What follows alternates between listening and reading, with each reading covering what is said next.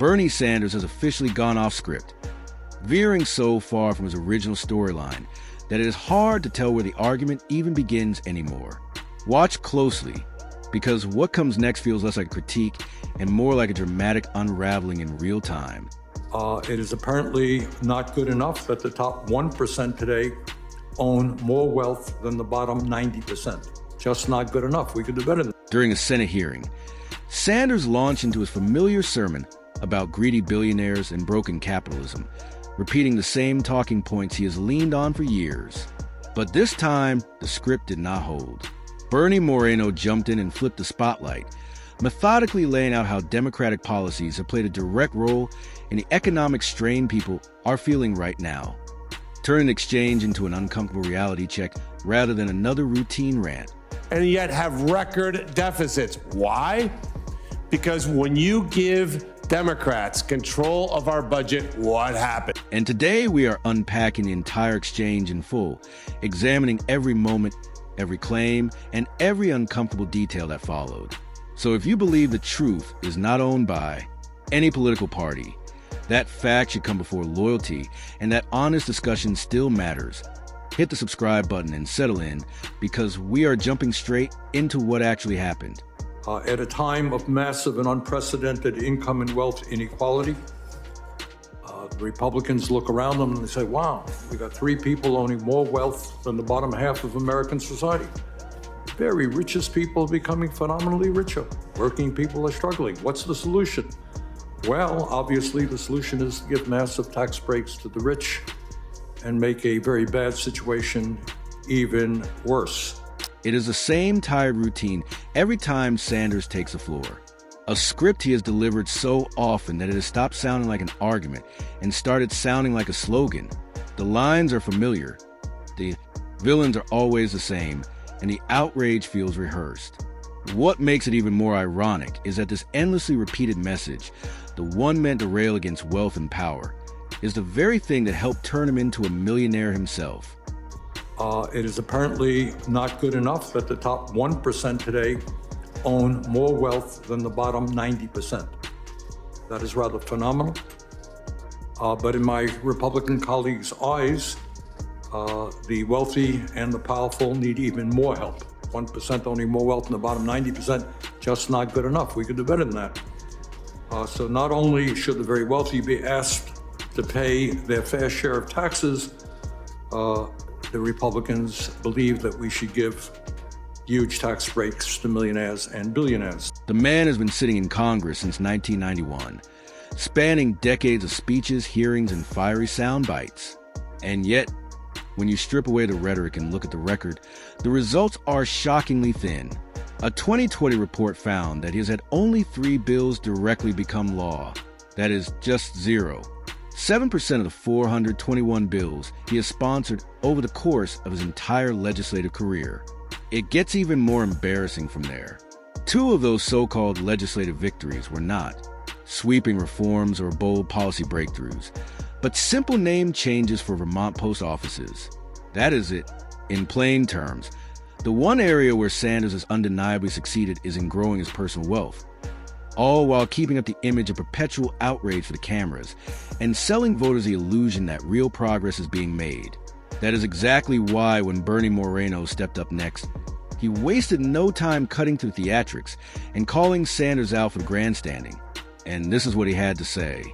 I think we need to kind of go back in time for just a little bit, not quite as much as in Back to the Future. Let's just go back to 2020. There was an election in 2020. The Democrats gained control of the Senate and the White House. And what's been the result? During the 4 years of President Trump, his first term, it was never better for working class Americans. Real wage growth grew. The middle class was doing better. Our economy was doing fantastic. The Republicans had passed the TCJA, which gave tax relief to all Americans. And we received, and this is very important, the federal government received a record amount of revenue.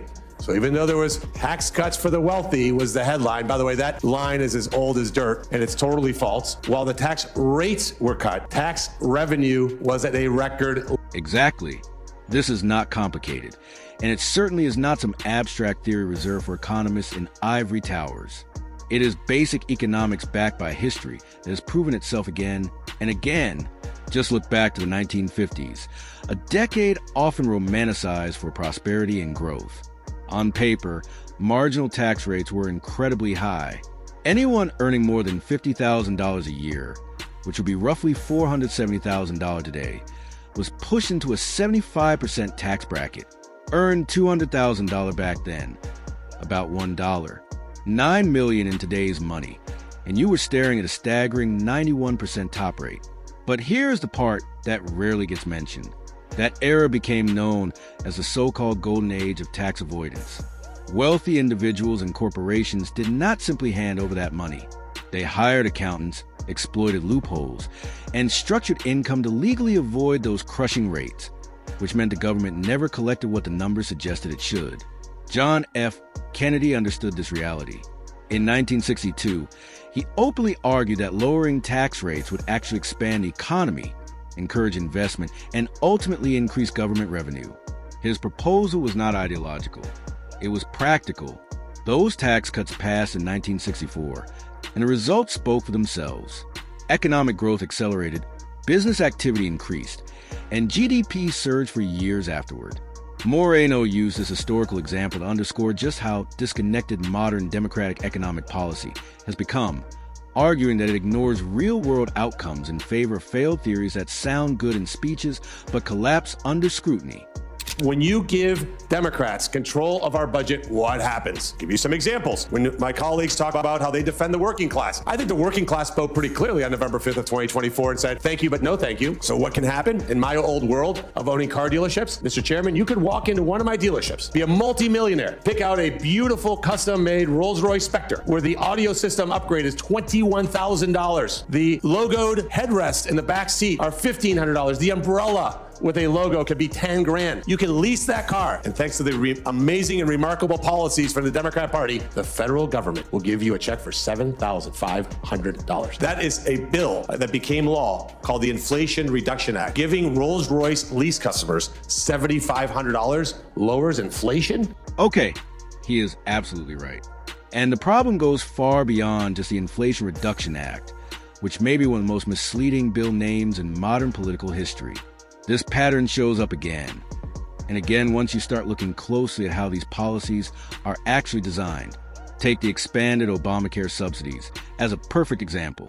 Under those enhancements, higher income households were suddenly made eligible for government assistance, blurring the line between a safety net and a giveaway.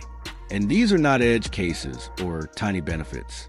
In some parts of the country, a family earning $400,000 a year could have received nearly $1,200 per month in subsidies by 2026 if the expansion had been extended. That is real money being handed out to people who are already doing extremely well, all under the banner of affordability and equity.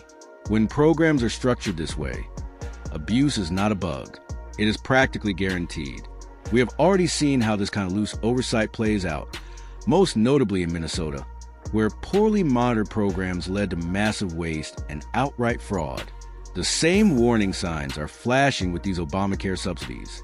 Yet, nothing meaningful has been done to tighten the rules or prevent exploitation. Moreno used these examples to paint a broader picture of what happens when ideology overrides basic accountability. He then went on to lay out the real-world consequences of these failed policies. And needless to say, he did not sugarcoat a single word. How did that bill become law, you ask? Did it get 60 votes? Rigorous debate? No. They did it through reconciliation. And Kamala Harris broke the tie-breaking vote so that multi-millionaires could have their fifth vehicle parked in Palm Beach with a check for $7,500 thanks to the U.S. taxpayer. We have seen program after program that the Democrats are crying foul about, saying Americans did not vote for this. Oh, absolutely they did. Americans are sick and tired of political people here in Washington, D.C. spending our money and burning it. See, this is the real bottom line. Ronald Reagan nailed it when he famously said, "I've always felt the 9 most terrifying words in the English language are, 'I'm from the government and I'm here to help.'" That line resonates because time and again it proves to be true. Too often, government intervention creates more problems than it solves. Weighed down by inefficiency, bad incentives, and a complete disconnect from real-life consequences. And let's be honest about something else that rarely gets said out loud. A significant number of politicians in Congress are not there to serve the public interest or fix broken systems. They are there to protect private interests, trade favors, secure power, and quietly enrich themselves along the way. Nothing more, nothing less. The speeches may sound noble, but the results tell a very different story. Now, I want to hear from you. Drop your thoughts in the comments and tell us where you stand on this story. If you found this breakdown useful, make sure to like the video and hit subscribe so you don't miss what's next.